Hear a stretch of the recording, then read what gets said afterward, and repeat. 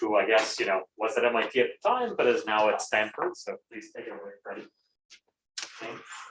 This is a joint work with Raghu, who I guess really just spoke, Jon Kelner, and Dhruv Rohatgi, who is a graduate student at MIT. Okay, I thought, yeah, since Raghu talked about something that's kind of related, I'll start with, resetting our minds by thinking about just general machine learning very quickly. So you guys probably heard of this thing called supervised learning. It's kind of the best. And what is this concept of supervised learning? You have the training data and you have the test data, right? And I observe pairs X, Y, which are the training data. And generally speaking, you think of the X as like, I don't know, for example, the image, and Y is some kind of label. And you want to learn to predict the label Y or the response Y if you use you want to learn to predict that given the X. And what does it mean to do learning? It's like you can get a small error on the test set. And so this is just like a very, this is our standard mathematical formalism for supervised learning, which I just thought I'll remind you of because this talk is about supervised learning. So basically, we want to learn a function that gets a small error on the test set. Okay, and then when you start to think about the theory of learning, you have this kind of, this is a bit of a caricature, but you have this kind of funny thing which happens is that the problems are often like very hard or very easy. So this is like an example. So it's not important to understand this example deeply for the top, but just think about the simplest machine learning models, maybe half-space learning. So you have a bunch of data and you want to find a linear half-space that does a good job of predicting, plus versus minus or cats versus dogs. And we know that like there exists some situation, so the distribution D, from which the examples are taken from, where there's a half space, which is extremely good, but you just cannot possibly find it with an efficient algorithm unless you are gonna like break some widely expected conjectures in like cryptography. So that's the result of Danieli. And so when you see that, you're like, okay, whatever, like that's not the real world, so like it's fine. So then you might write down a model and you're like, okay, well, maybe the data is from a Gaussian. Then also maybe for simplicity, the data is like 100% linearly separable. That's not so important. But anyway, if you are going to make that kind of modeling assumption, all of a sudden the problem goes from being like super duper hard to being super duper easy. And like any algorithm you think of that is vaguely reasonable would solve that problem. And so it's kind of disappointing since this is an algorithms workshop if that was the algorithm, because you would think we have to think hard and come up with a good algorithm. And so this is like what kind of situations might we actually need to think hard and come up with good algorithms? Well, one situation is like the data is not like totally trivial, like this IID Gaussian entries, but it's also not adversarial. Of course, that's like lots of things. So like more specifically, of course, since this is kind of like the causality workshop, maybe we should assume we have some kind of understanding, for example, of the causal structure. So you might, I guess, if you went to the causality bootcamp, you learned about structural equation models, which are, I guess, basically they encode more information than a Gaussian graphical model, but they, in particular, if there's a simple structural equation model, it gives rise basically to some kind of simple Gaussian graphical model. So some kind of model like that, standard graphical model. And of course, then, okay, now this is interesting data. Maybe, can we still learn when the data is drawn from this kind of interesting distribution? And that's what this talk is about. Okay, and then, okay, you can forget about all that if you didn't like it, but we're going to talk about one of the most classic and fundamental problems in high-dimensional statistics, which is the sparse linear regression. And I guess what are we going to do? We're going to explain that this is a situation where it's not like the standard algorithm for this problem of sparse linear regression is Lasso, like Raghu mentioned. And that's not like a trivial algorithm. That's a very smart algorithm, but nevertheless, it fails. And I'm going to explain how to fix it and what's going on with this. Okay, so I thought I'll review the background, although I'm sure lots of people have learned about this. But yeah, let me be very clear. So this is a precise model. So I have independent samples from a Gaussian. And what's really important now is that the covariance matrix sigma is a general covariance.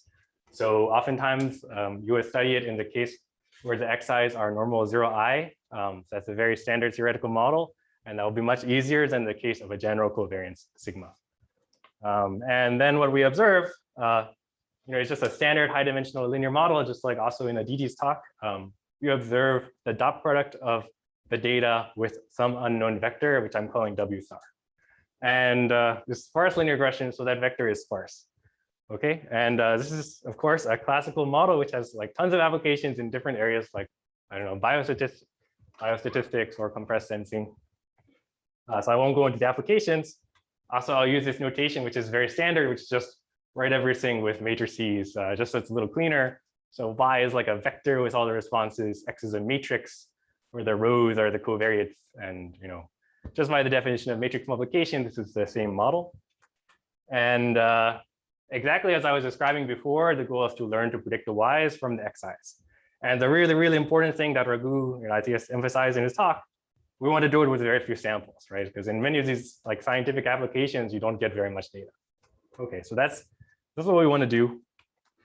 And fortunately, okay, like we could do it in the full generality, but all the ideas I can explain in the case where there's no noise. So I'll just do that. So there's not going to be any noise in this presentation, but obviously, if you read the paper, everything works in all the full generalities that you might like noise and misspecification. So it's not actually generated from a model like this.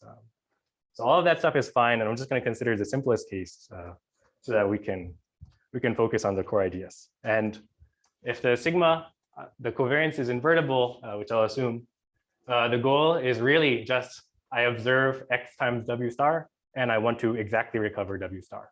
So that's the statistically optimal thing you want to do. Okay, and okay, we know this is like a really classic problem in high-dimensional statistics. What's perhaps the most well-known algorithm for this problem would be the Lasso. And the Lasso it's just like the ordinary least squares estimator. So you try to find something which approximately solves the equation y equals xw, and you put in this L1 penalty, and there's some idea that the L1 norm encourages sparsity. And that's I guess it goes back to the 80s in geostatistics. They realized like, oh yeah, there is something where L1 norm can really help with sparsity. And it spawned this whole area of studying L1 penalized regression. Okay, now in the noiseless case, it's even simpler. So because there's no noise, I know I really want to get a solution, xw equals y. And I will try to minimize the L1 norm as a proxy for sparsity. So basically, I'm trying to find the sparsest solution to this set of linear equations. There are so many other estimators for this, like the slope, the elastic net, the orthogonal matching pursuit, which Raghu mentioned. So I'm not going to get into all the details, but a very large class of these algorithms are based off this idea of L1 as a proxy for sparsity. And so if that's the case, then just considering the Lasso, is pretty representative. Okay, now what is the classical guarantee you can find in the high-dimensional statistics textbook? Is that this algorithm, like the Lasso, it works really, really well if the condition number is bounded. So you can look at slightly more precise notions of what is a condition number, but basically look at the maximum and the minimum eigenvalue of sigma and look at the ratio. If it's bounded by a constant, then Lasso or basis pursuits, they work almost as well as the information theoretic optimal estimator. So they'll get exact recovery from k log n samples. And the sample complexity will blow up polynomially with the condition number. Okay. Now, on the other hand, also what we know is that there's actually no reason for that to happen, like information theoretically. No matter what the sigma is, as long as it's invertible, you should be able to exactly recover the W star. So I'm going to generate this random system of equations. And for sure, like once there's like k log n samples, you can uniquely recover the solution to that if you're willing to search over all sparse vectors. And of course, the only problem is that it's becomes extremely computationally expensive because it requires runtime like n to the k. And sorry, I guess I should have mentioned, I'm using the different notation, unfortunately, from Raghu. So n is actually the number of variables. K is a sparsity. So n to the k, that's very bad. That's not really practical unless k is like 2 or 3. Okay. And on the other hand, what else do we know? There's one more algorithm we could consider, which is if you have a linear system, at some point, it just starts to have a unique solution. Once you have the number of observations is at least as big as the number of variables, you could just solve the linear system and that will recover W star. And we know that the best thing would have like log n dependence, and this thing has a dependence that is like n, so it's an exponentially suboptimal algorithm. Okay. And so because, okay, there's like some very large gap with this, people have tried really hard to understand what's going on. So I can't actually really give a full survey of all the work people have tried to do to explain what's going on here.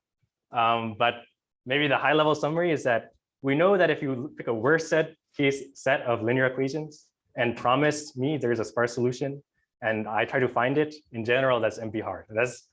It's not super hard to prove that's NP hard.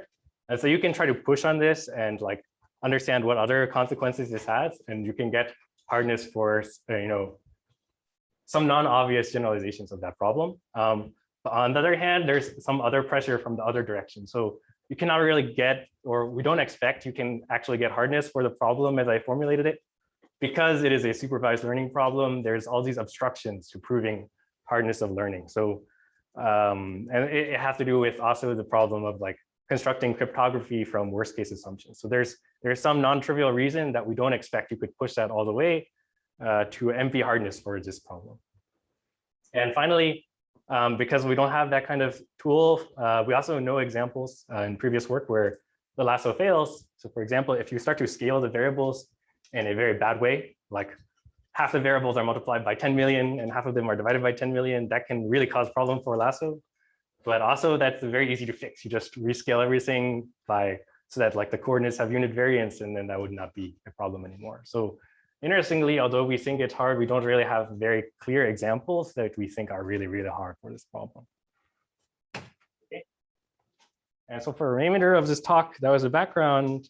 I'm going to return to the same example Raghu mentioned, but now I'm trying to do sparse linear regression over the random walk, and it turns out the whole series is going to be different than what Raghu talked about. Okay.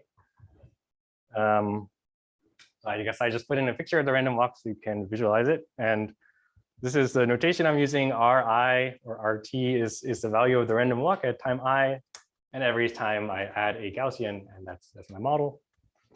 The actual algorithm I'm going to explain is going to work for much more general, like if you have like an autoregressive time series, if you enter that kind of thing, or multiple autoregressive time series, the actual algorithm is going to work for all of those. So this is just a representative of like the simplest kind of time series model.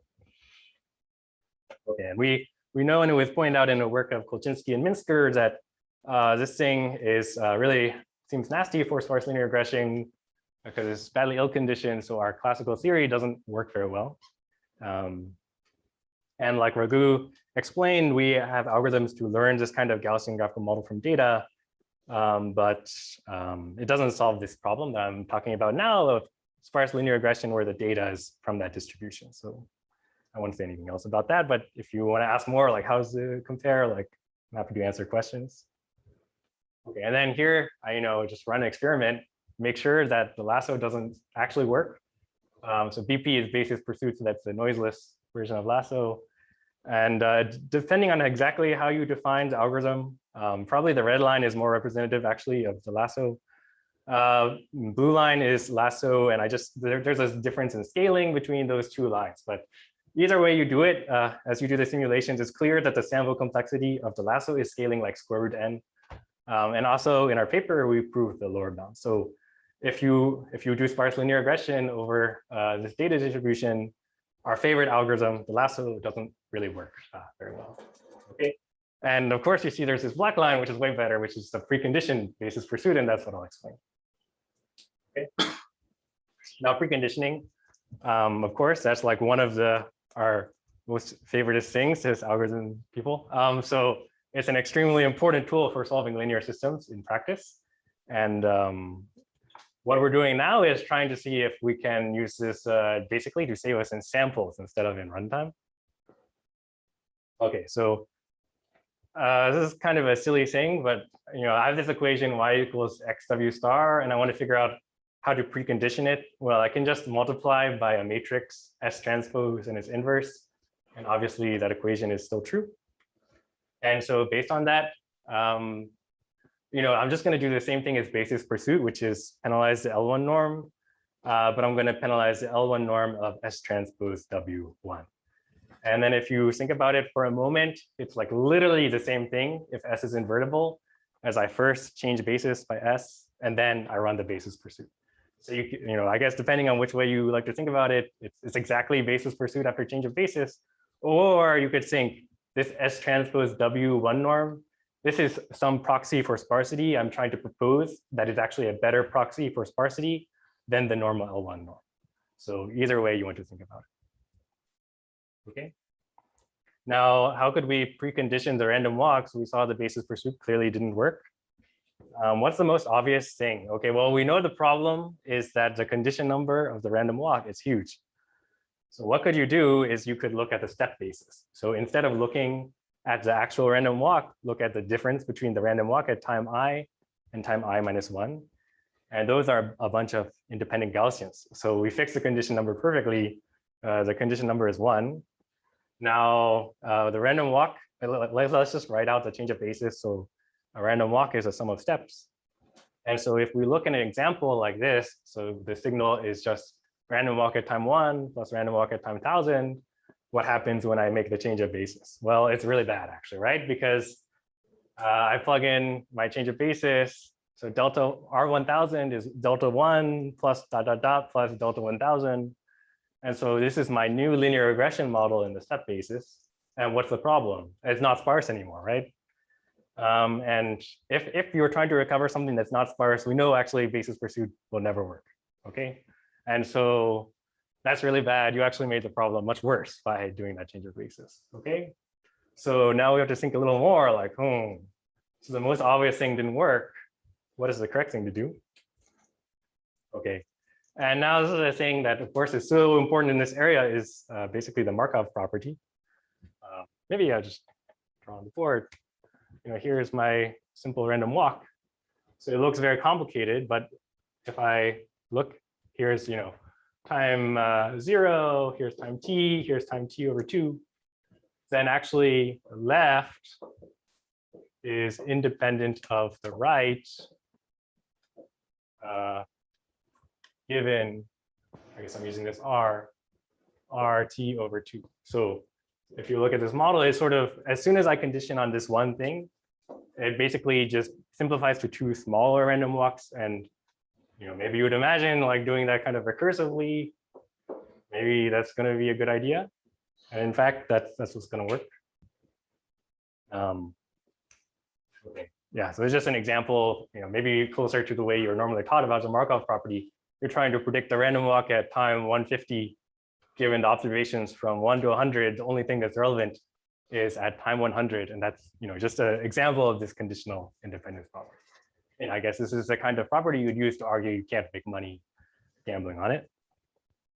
Okay, and so you think about this, and what you do. This is actually, in this example, this is exactly the change of basis you do. It looks really complicated, but really all I did is I built a tree where I put the middle vertex at the top, and then on the left and right, I put the middle of the left segment and middle of the right segment, and so on recursively. I put it all in a tree.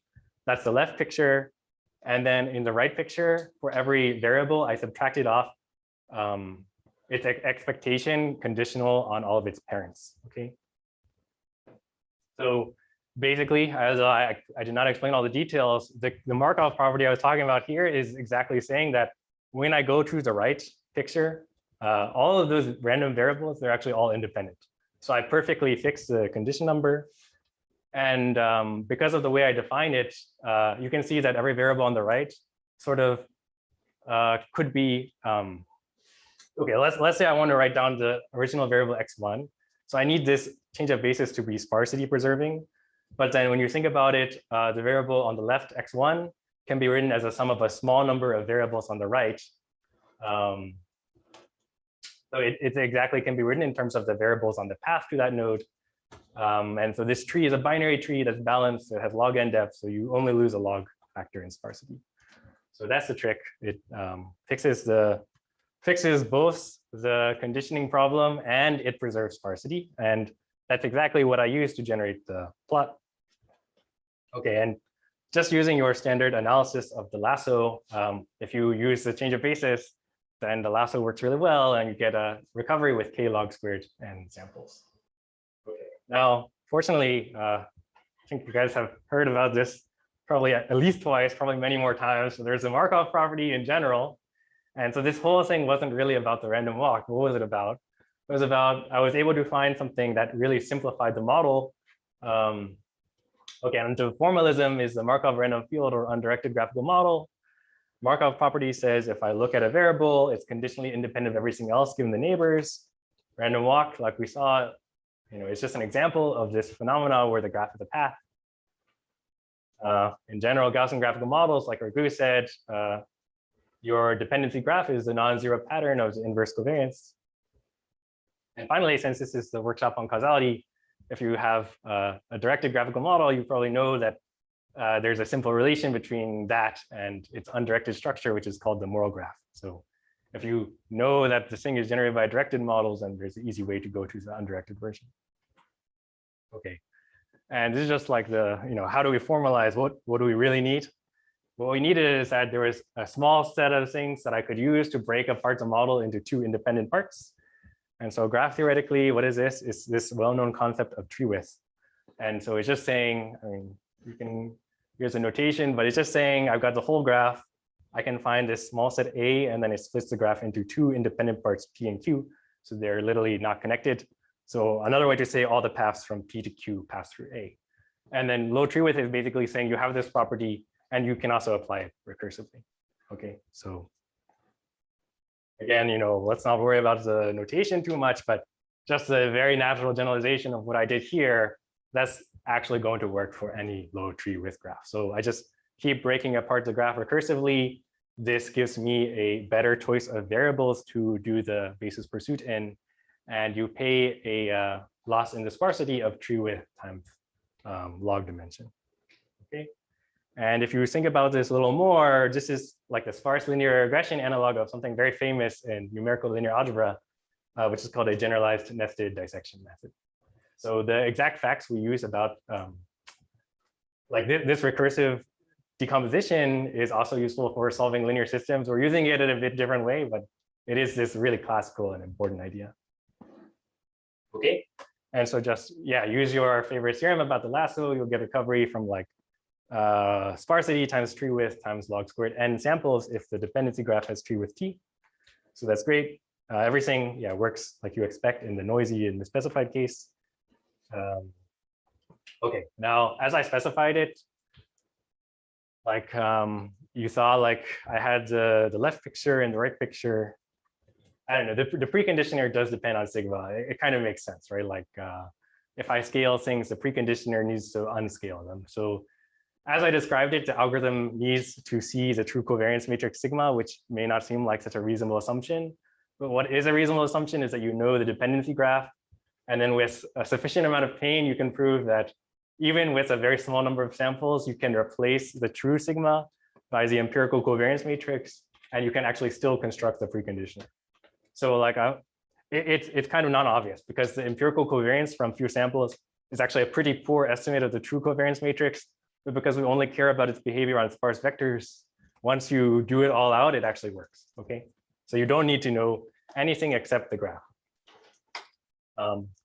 And I guess I already mentioned this, but very important examples of models, high dimensional distributions, which would have obviously low tree width would be like a linear dynamical system, which is also, if you think about it, basically the same thing as the multiple autoregressive models. And of course, low tree width has always been a very important concept in graphical models.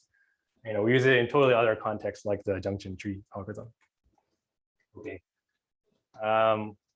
Okay, so we saw all of this. It was great. It depended on the tree width t. And now I want to explain that in some sense, this algorithm is basically optimal. So what do I mean? Obviously, I can't prove NP hardness or something, right? So it's going to be in a pretty restricted sense. So I'm going to show that for preconditioning the lasso or basis pursuit, this approach is basically optimal. Okay, and the way to do this is, well, first, start thinking about what kind of graphs have high tree width. If you know what an expander graph is, expander graphs generally have very high tree width. Something that's kind of in between would be a grid graph, or this is a grid graph with triangles.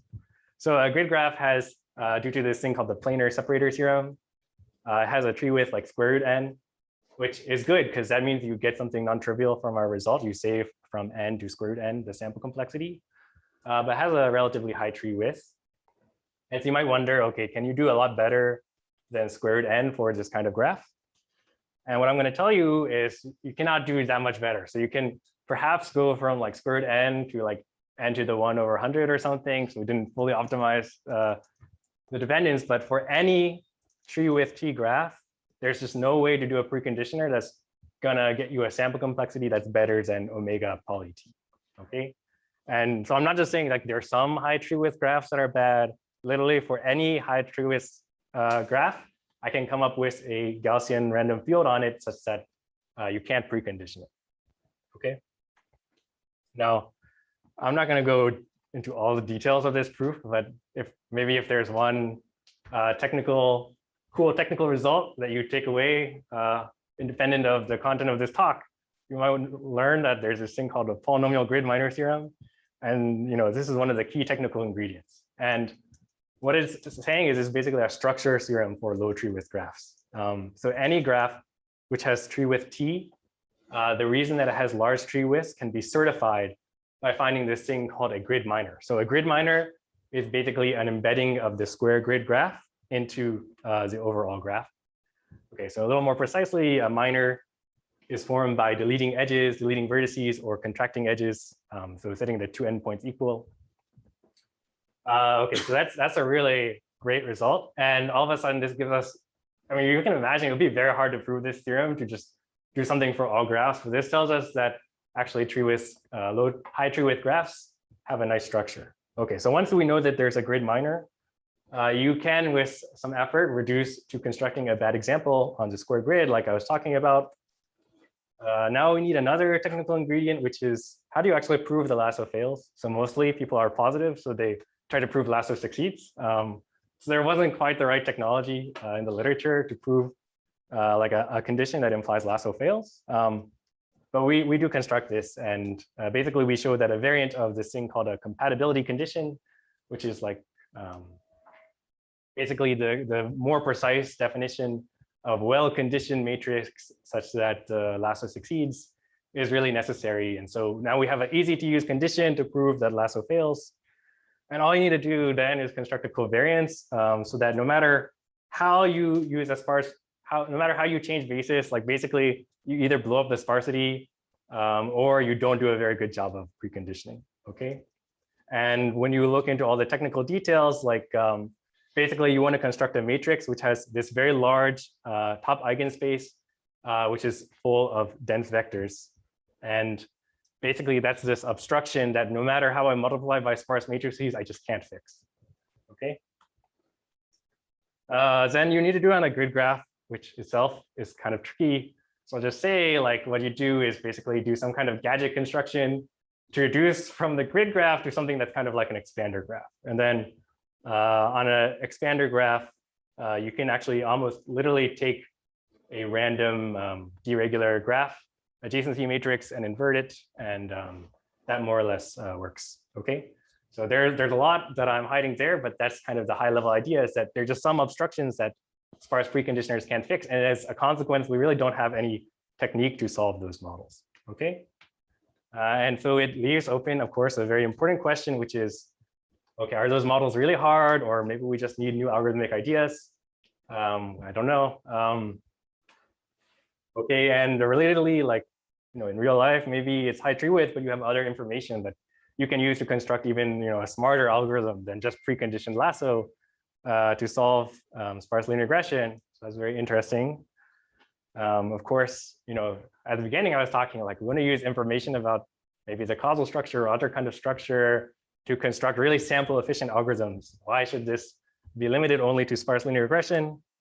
And finally, for people who really like statistics, you can actually improve the log factors using this sophisticated scheme called tree-structured iterative hard thresholding. So some kind of smart non-convex optimization. And it would be really interesting actually to understand the precise sample complexities that you get in high dimensions. So this is a kind of a different direction from computational complexity, but also I think would be interesting. Okay, that's it. So thanks for listening.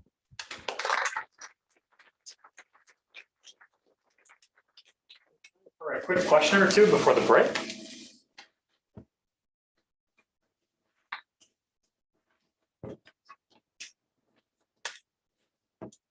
All right, so let's thank Freddie again, and we'll take any other questions offline.